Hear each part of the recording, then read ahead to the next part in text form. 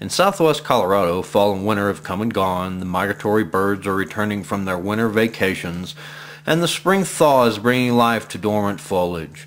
Here at the Colorado Division of Wildlife's fish hatchery in Durango, it's time to release hundreds of thousands of tiny young fish into the wild waters of the region.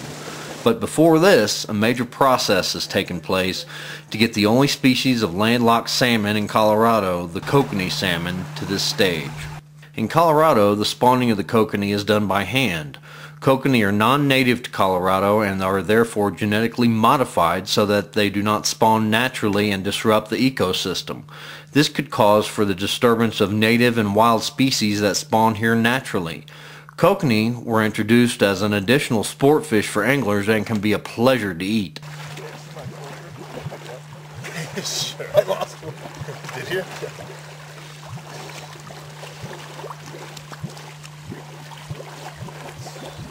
Raising up if you go under.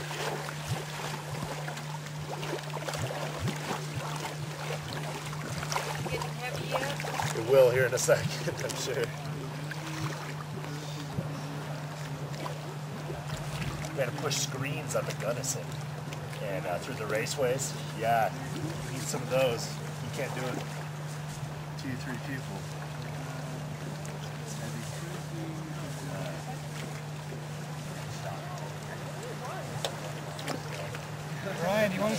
The kokanee was originally found in Oregon, Idaho, Washington, and northward into Alaska. It has been introduced to many other areas of the country, including Colorado. The kokanee have silvery sides and bellies, but during spawn the sides become red on the males and slate gray on the females. The size differences at maturity between landlocked populations and sea-run populations are determined by environmental conditions. Generally, kokanee salmon mature at 8 to 9 inches.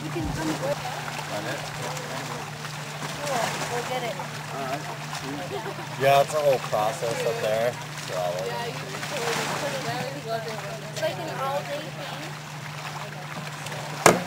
Half day. No, it won't take real long, probably till 1 o'clock. That would be nice. By Cedo. Oh yeah, it's spawning there. Tuesday at 8:30 we'll go. Yeah, we'll be up there, actually, Tuesday, there'll be a fill down for Kokanee reach a length of 2 to 3 inches the first year, 7 to 8 inches during the second year, 8 to 9 inches during the third year, and 10 to 12 inches during the fourth year when they generally spawn. Most of the growth is from July to October, when there is an abundance of plankton. There's little growth in winter.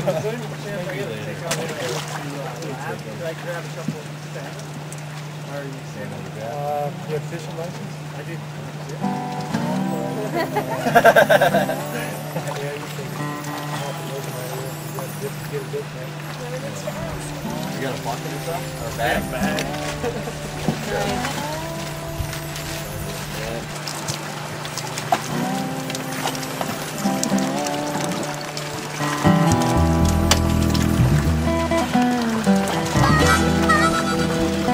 Thank you very much. How's that thing on? Yeah, The water? Okay.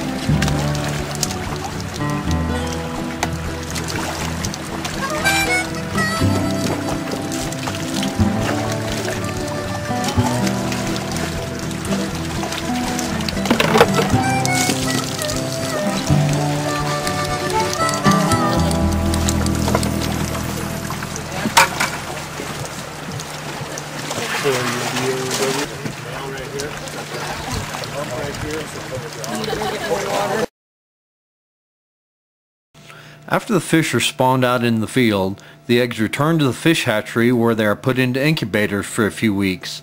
Then they hatch into fry, where they are then transplanted into pans and on into the trough.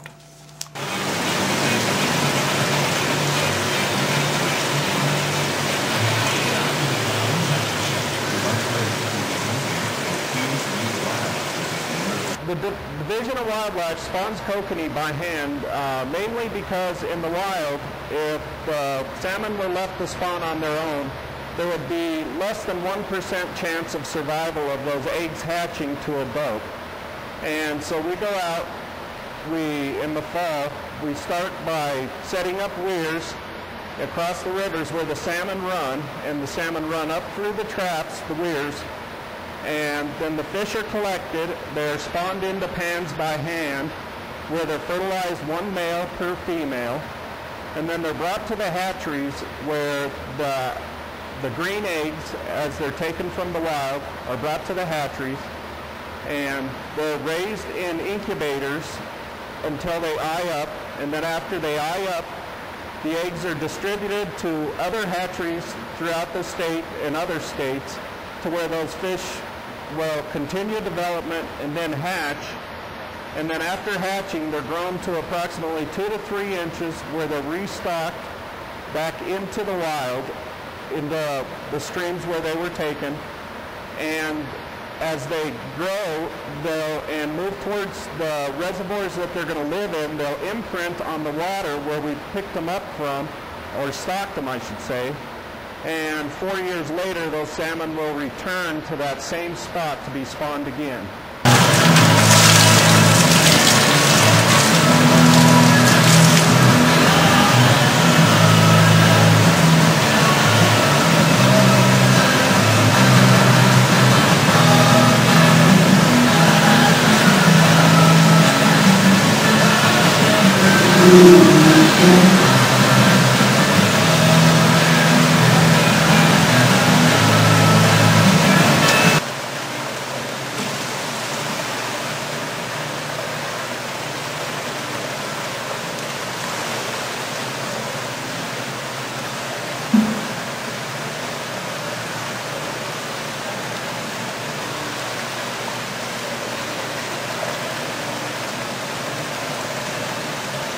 Kokanee feed almost entirely on plankton but will feed on insects.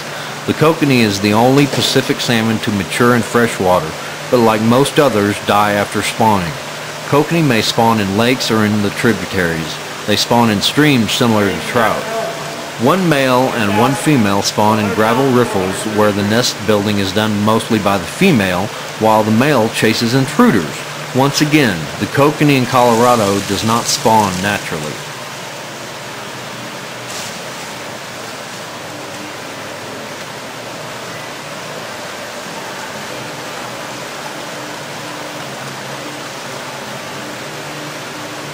Because kokanee are plankton feeders, they are generally regarded as difficult to catch on hook and line. Kokanee are not usually caught until their 3rd or 4th year of life, and then they are found in schools which move into deeper water in the summer.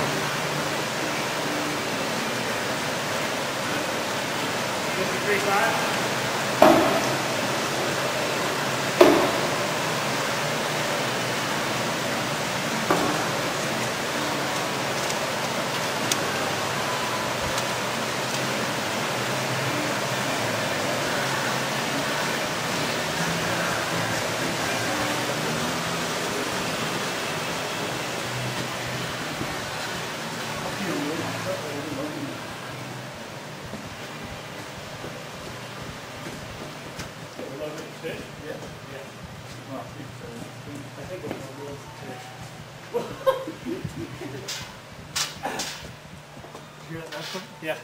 Good. You good, you good.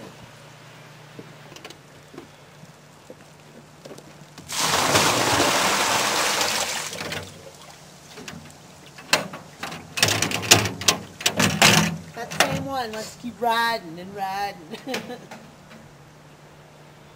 This holds about 600 gallons.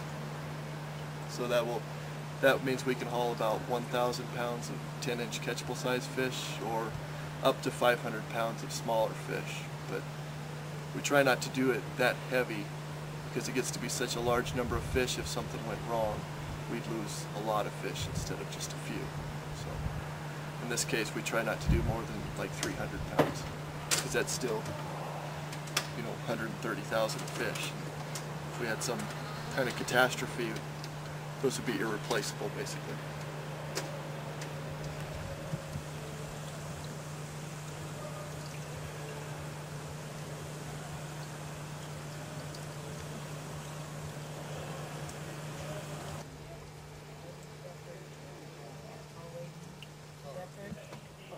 And it's the only, because Time used to love biting on Cooper's neck, you know, that how they play when they do that. And not too many dogs will let you do that. But her dog loves it when he does that. This is it. It's like an 80-pounder.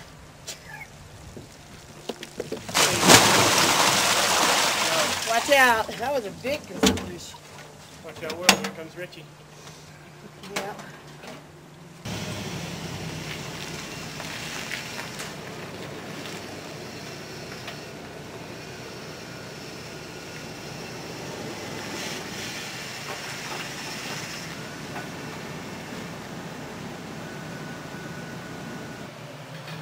These are the stocking tickets we use to track fish plants. It's just got all your basic information, where they're from, the date, the water they're going to, county, drainage, etc. On down to the pounds of fish you put on the truck, how many fish per pound the count was, and then the total number of fish, which is those two numbers multiplied together. And the state uses these to track all the stocking trips that each of their units does.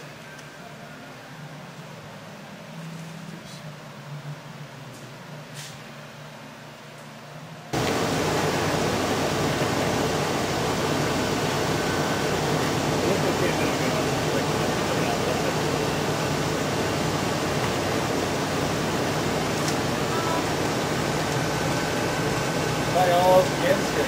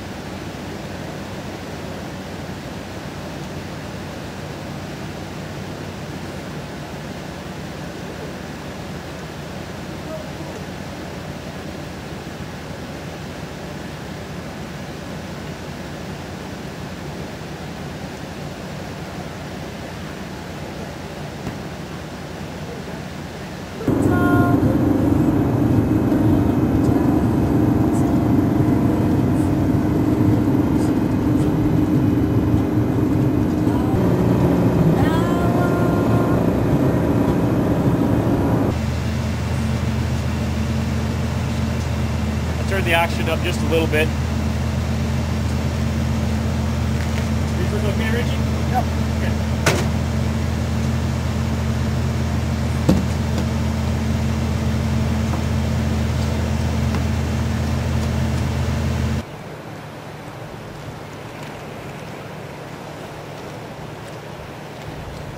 So right now Rich is taking a temperature and a pH in the stream just to make sure that there's no real surprise in the temperature that is suitable for the fish, and it should be a-okay. Just to make sure we always take a temperature and pH when we stock fish.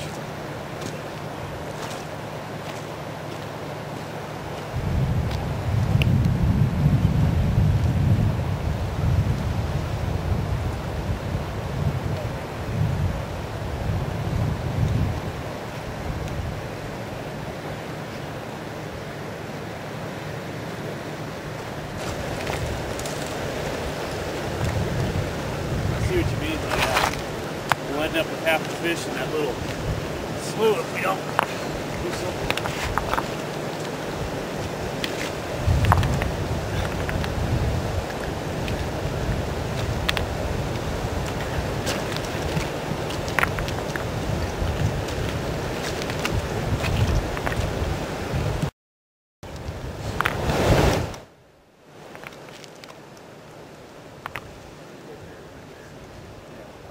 Right back on shore. Okay.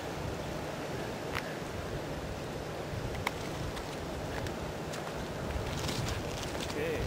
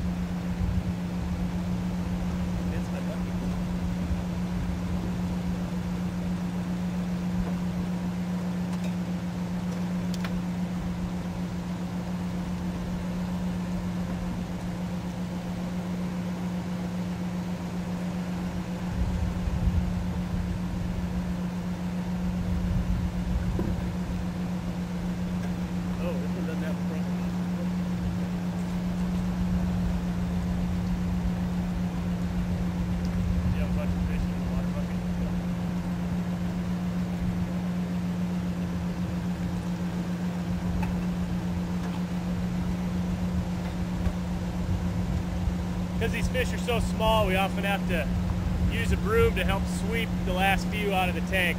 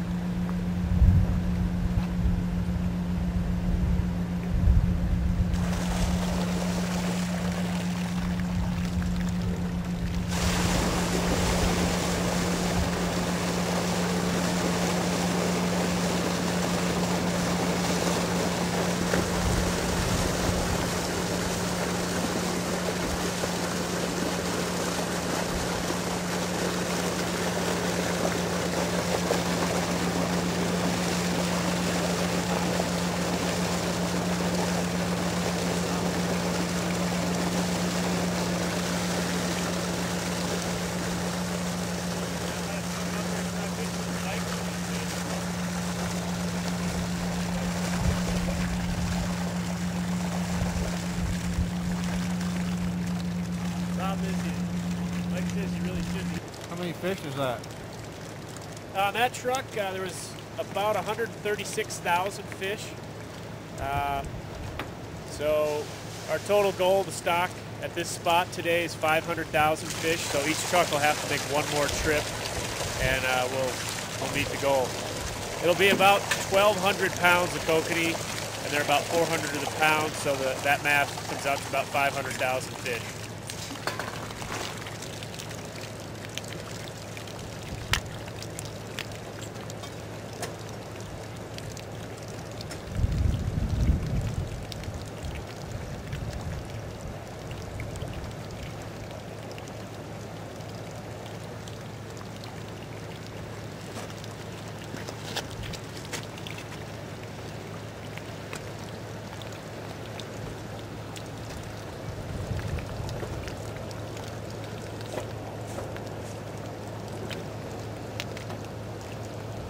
You got one you can show the camera? Sure.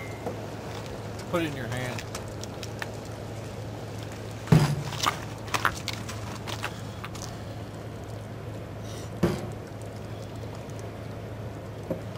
Okay.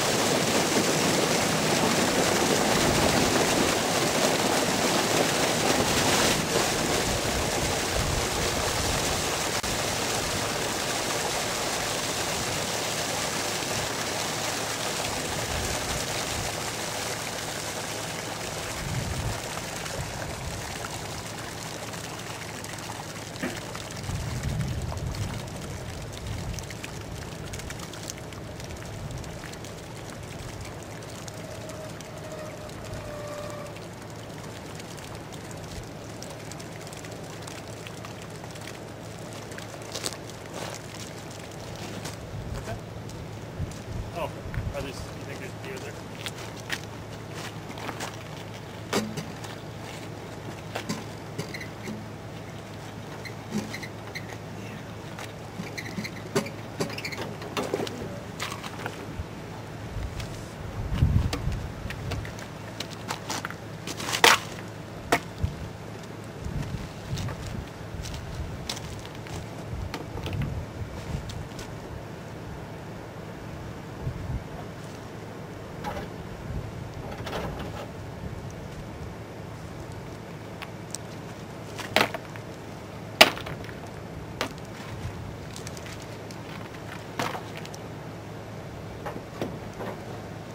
A lot more difficult than Dolores because we have to actually chase the fish around and electroshock them into seines before we can spawn them and collect the eggs. And there's usually quite a few rainbows chasing the kokanee up to spawn, I'm sure, waiting to feast on the eggs. So that's always interesting to see some big rainbows and some big browns that are coming up with them. But the browns are actually coming up to spawn because they spawn at the same time of year as the kokanee. So we usually get a few of those in the seine.